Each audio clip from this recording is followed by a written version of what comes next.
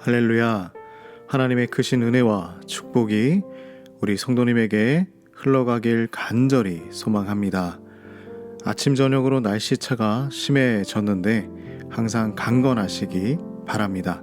그리고 하나님의 말씀으로 매일매일이 행복한 우리 성도님들 되시길 간절히 축복합니다.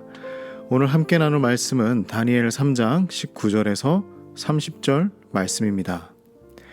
느부갓네살 왕은 금신상을 만들었습니다. 그리고 모든 관리들이 절하도록 명령하였습니다. 이 일을 거부한 다니엘의 세 친구가 있었죠. 그들은 결코 절을 하는 일은 없을 거라고 왕에게 이야기했습니다. 오늘 그 뒷이야기를 한번 살펴봅시다. 우리는 하나님의 뜻대로 살아가야 한다는 것을 잘 알고 있습니다.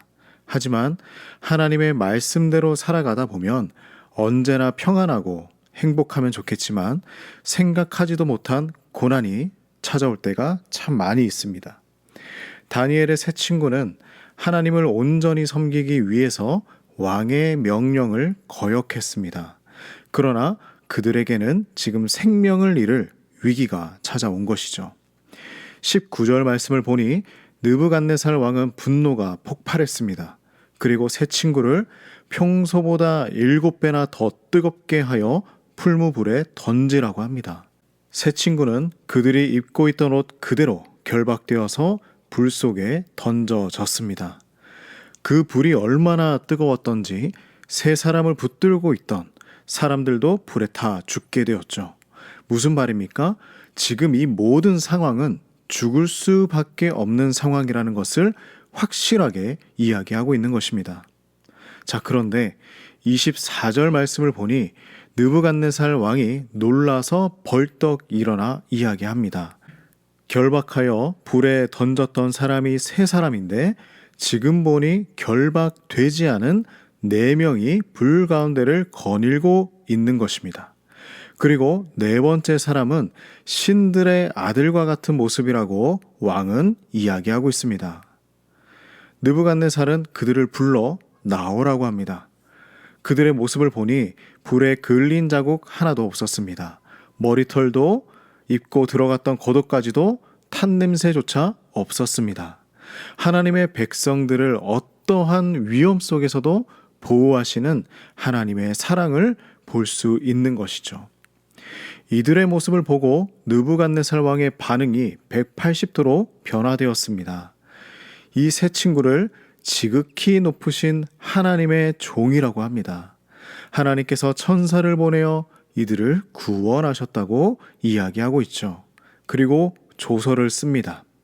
이 세 친구의 하나님을 경솔히 이야기하는 자는 죽게 될 것이라고 이야기하고 있는 것이죠.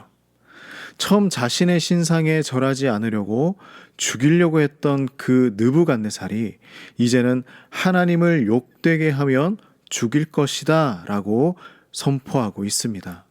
세 친구의 굳건한 믿음이 하나님의 이름을 높였고 또한 하나님께 영광을 돌려드리게 되었습니다. 마태복음 10장 39절에 자기 목숨을 얻는 자는 잃을 것이요 나를 위하여 자기 목숨을 잃는 자는 얻게 될 것이라고 예수님은 말씀하셨죠. 그러므로 믿음을 지키기 너무나 힘든 이 세상 가운데서도 주님을 위한 용기가 필요합니다. 예수님을 위해서 생명을 버리는 것만이 최선이라는 이야기가 아닙니다. 생명을 걸어야 할 상황이 아니기 때문에 우리가 더 쉽게 믿음을 저버리는 경우도 많이 있는 것이죠. 그러므로 사소한 상황일 때 우리는 더더욱 믿음의 선택을 해야 하고 또 고난과 환난이 극치에 달했을 때도 우리는 하나님을 선택해야 하는 것입니다. 너무나 힘들고 생각하기 싫은 고난이지만 혹독한 시련과 환난이 찾아왔을 때 우리 이것 하나만 생각합시다. 아, 지금 내가 하나님께 속해 있구나.